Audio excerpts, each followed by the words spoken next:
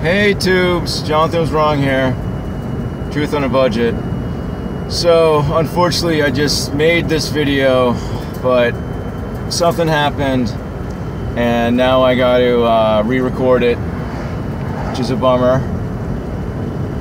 So hi, this is part 3 of an ongoing series about how scientism just does not add up under basic scrutiny, and helpful talking points and starters for our discussion and you know, helping people come around.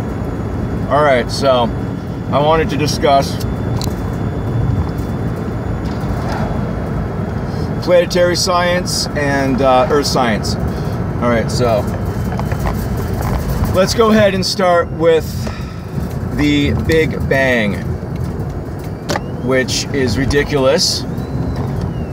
So what we have is, I guess there's a whole bunch of stuff that coagulated into one thing. No one knows how it got there, and it's an absolutely nothingness, and it condensed to the point where it exploded. Now, basic law of physics is that an object in motion, you know, that is unhindered, will continue in motion. Now, they try to say that things like dark matter and dark energy rubber banded everything back. You know, and you know, though things are, you know, slowly, you know, starting to slow down, that, you know, that they can measure and blah blah blah blah blah blah blah. It doesn't add up. If everything exploded, that'd be it. Especially an explosion that large. Now, here's another smoking gun, which is absolutely ridiculous. Now, they claim that they have a measurement of the echo of the Big Bang. Now, they say that the explosion was so large that it continues to echo to this day. Now, an echo requires things to bounce off, like stuff to bounce off of. If space is empty, what is the sound reverberating off of, other than the fact that there's nothing to transfer the energy because it's a vacuum? What do you mean there's an echo from the explosion? That's ridiculous. That's absolutely ridiculous. Now, somehow everything slows down enough that it starts to form into stuff. How it slows down and forms into stuff is once again an absolute mystery. So it stays hot, even though there's nothing to keep it hot. Like it should be absolute, you know,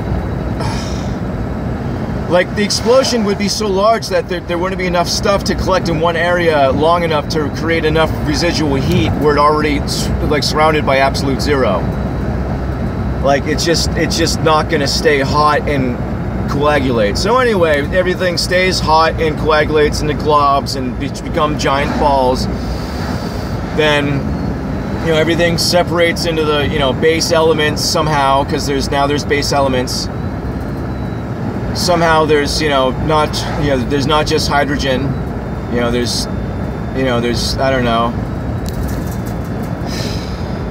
Were that true, you would be able to take hydrogen to make anything. You know, you would just be able to, if you had enough hydrogen, you could sculpt any other element, and like you can't do that.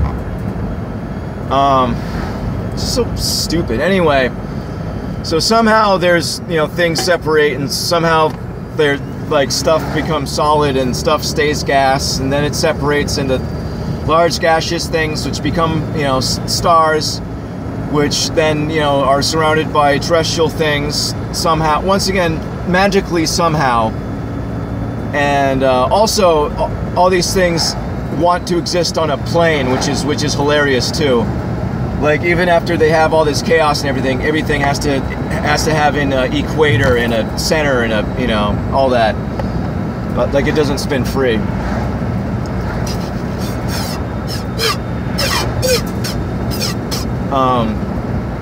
So anyway, so somehow, like, now we get back to water. How the heck does water get into the equation? Where does water form? In those in the massive gas planets? Like, where do these comets come from? Like, wouldn't everything just like become like a few huge things? Like, I just don't like all the Goldilocks zones that are required for any of the physics to work. Don't make sense.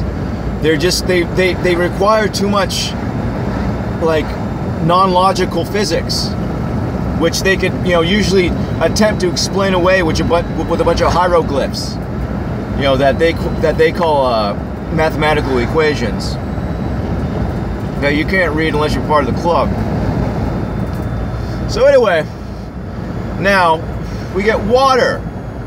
And there's water apparently everywhere in the universe, at least in our solar system. There's water all over the effing place. Jupiter has moons with water. There's, you know, Saturn has moons spitting water out, just spitting water out into space. Has an infinite supply of water. It's just spitting into space. You know, there's water all over the place. Yet there's never been ever, not only in recorded history, a comet or a meteor strike. Like, we've seen lights in the sky, but no one's ever recorded anything actually striking. But no one's especially recorded anything striking and leaving water. Now, so now we get into water, where it's so somehow there's all these magical comets and asteroids and all these other things that are made of water that then just bombard the Earth.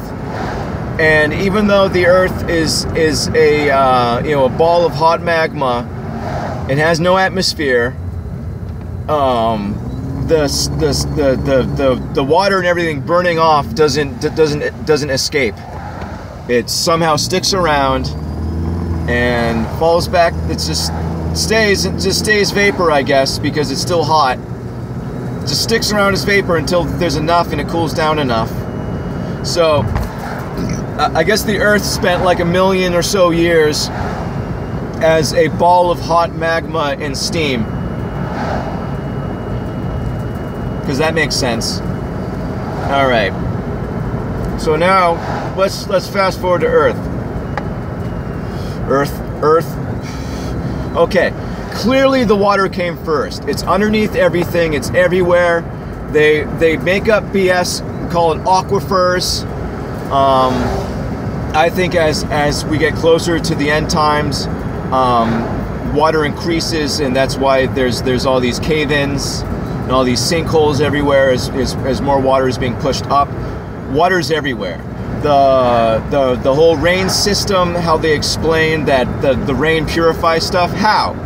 If water just goes up into the atmosphere and falls back down, it's not getting purified by anything.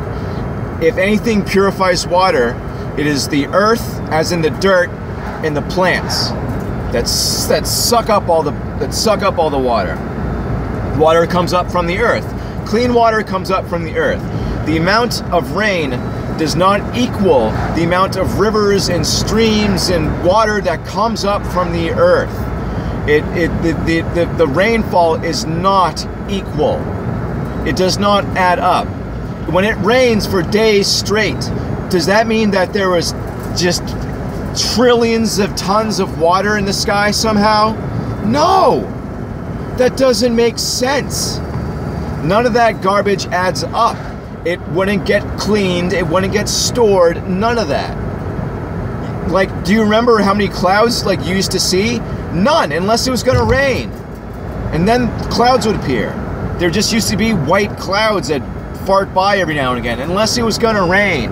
Not nowadays, it's cloudy all the time, so people think, you know, they have a short memory, I guess. If you say anything otherwise, they're like, look outside. That's how it's always been. Anyway.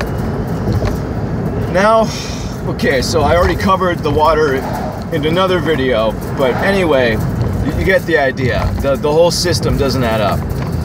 Now let's get to the tectonic plates and how all the continents move. Impossible. There's no evidence of it.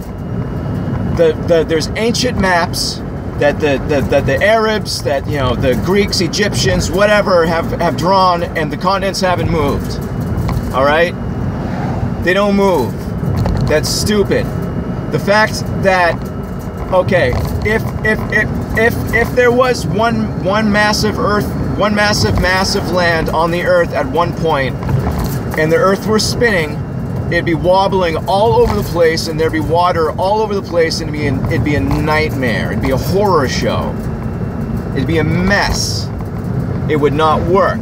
So anyway, so somehow these plates. Oh yeah, because the Earth has still maintained a magma core. Because that happens somehow. So anyway, these massive land masses are just floating on magma and floating around, putt, and they're tearing apart. So what's eventually going to happen, supposedly, by their model, is that all the continents are going to drift across the planet and meet on the other side of it, and what would equate to an enormous mountain. If things worked how they say everything worked, that's what would happen. It would all collide, and it would all collide into each other, into one enormous frigging mountain, and then that would definitely throw off the Earth's balance completely. It'd be wobbling all over the place. It just doesn't add up. Why would it design itself like that? Same thing with every other planet. They just try to make other planets, a little more closer to Earth, but it's still, none of it adds up.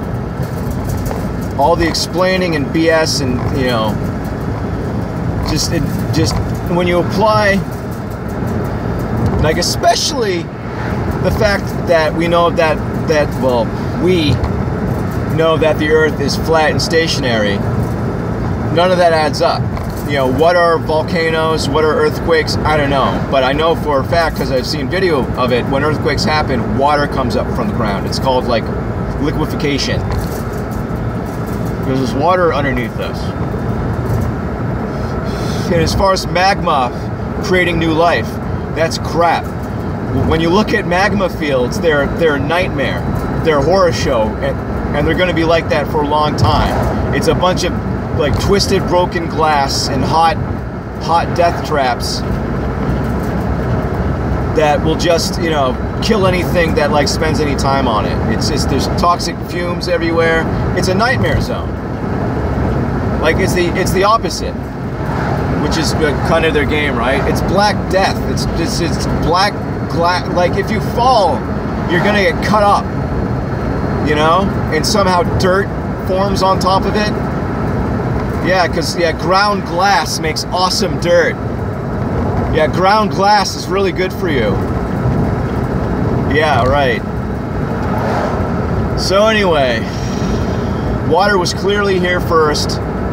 Everything, it's like the water, then dirt, then plants. It had to happen that way.